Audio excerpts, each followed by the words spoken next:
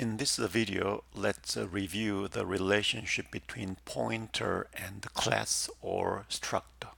So here I've defined one struct named student, which has two members, name and age, and then I have defined a class named car, which has two member variables, make and year.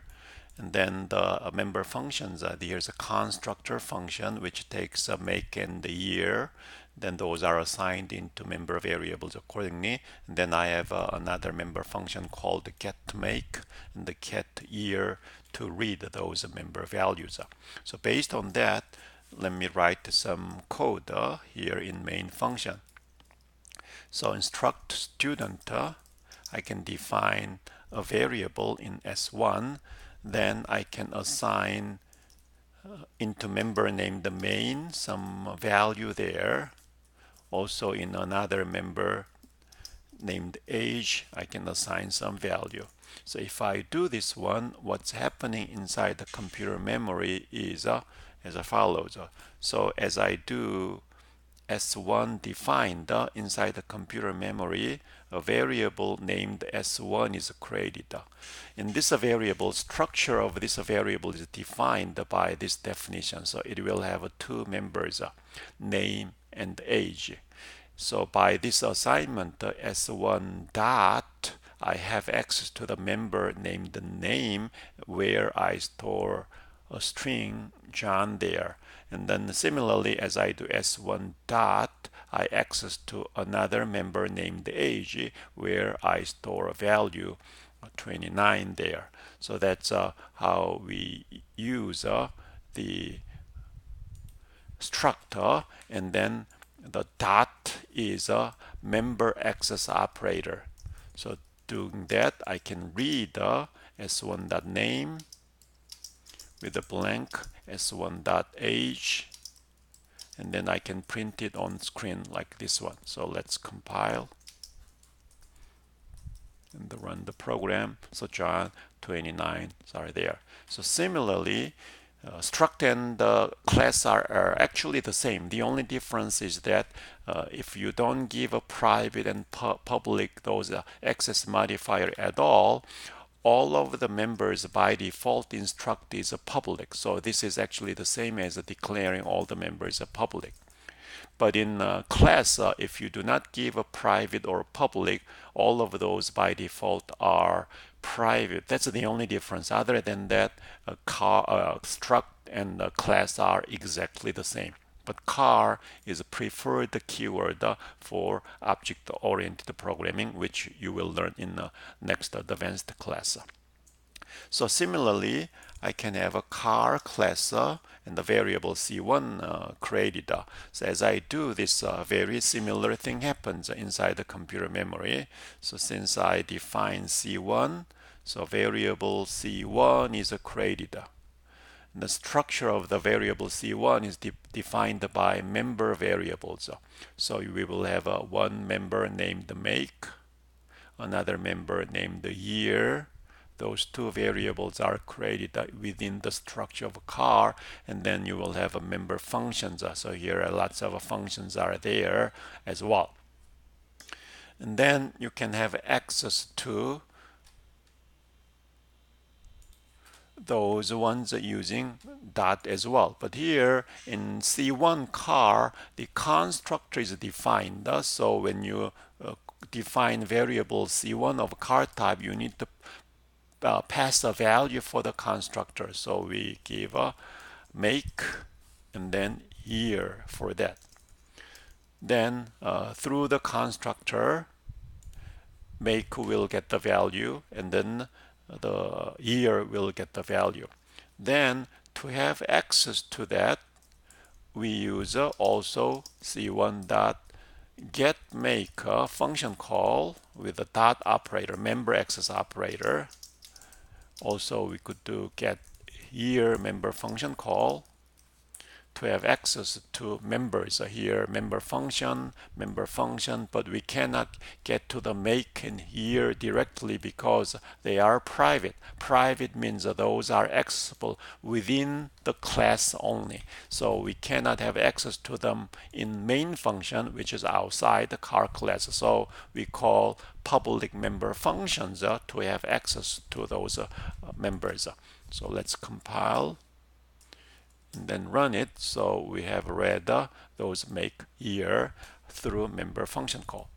So when you declare a variable using like a student C1 or car C1 inside the computer memory, as I drew earlier, so a variable is created. Within this variable, structure is created based on the definition of the struct or definition of the car.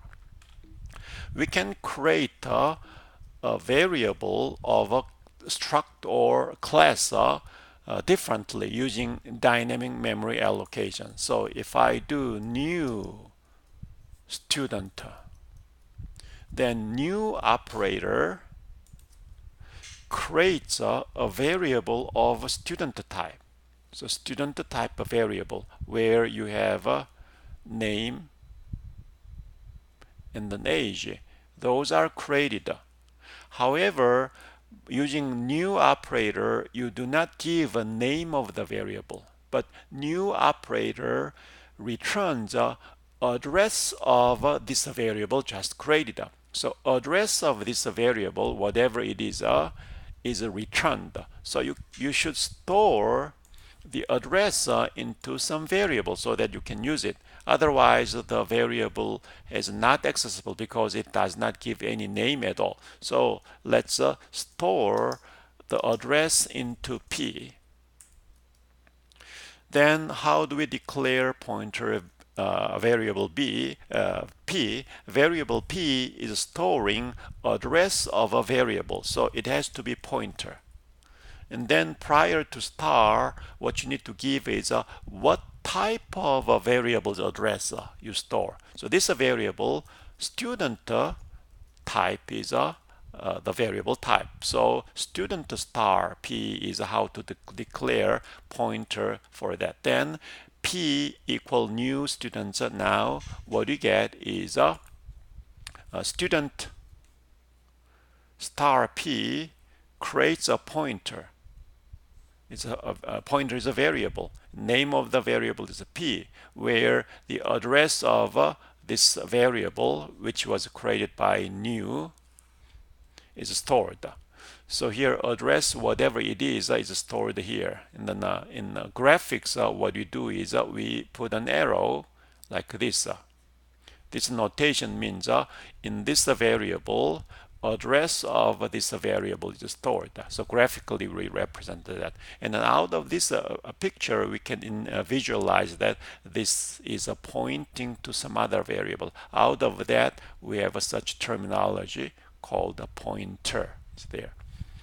So by assignment, now we have this kind of things inside the computer memory. Of course, the arrow will not be there inside the computer memory. Simply the address of this variable is stored in this pointer variable. Then once you have a pointer,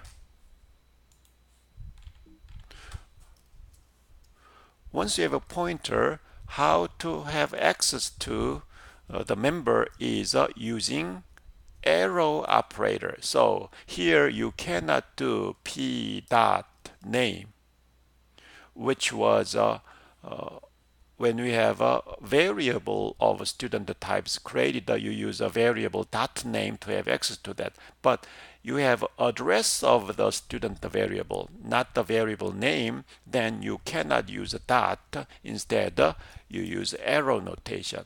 So p arrow name, now I can store information there. Similarly, p arrow age, I can store value there. Then to print on the screen, also you use a p arrow name, p arrow age, and the like. So let's compile the program and let's run it. So those are displayed using arrow operator. So when do you use a dot? When do you use arrow? If is a variable of student type, then dot is used. If you have address of student variable, then you use arrow. So if you have a pointer, you use arrow. If it's a regular variable, you use a dot. So let's see what happens if we mix them together. So here, suppose if I do dot instead of arrow, this is error, then error message will be something like that.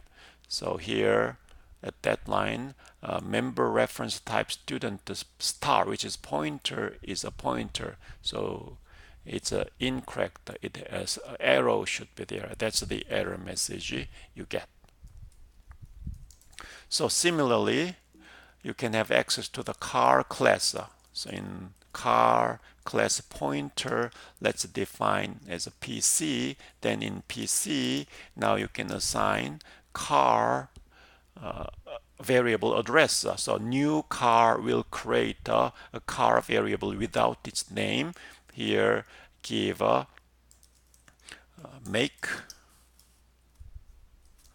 year there.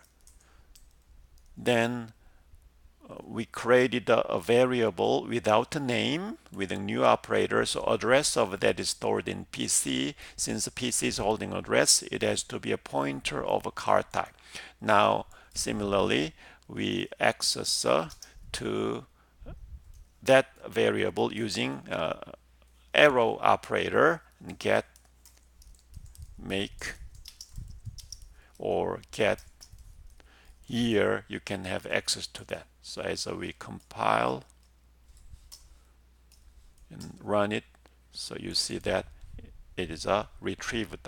So here you need to clearly distinguish when to use a dot operator, dot member access, or arrow member access. So dot is when you have a regular variable like this. Car C1 is a regular variable. But if you have a pointer like a P or PC, then you have to use a arrow to have access to the member.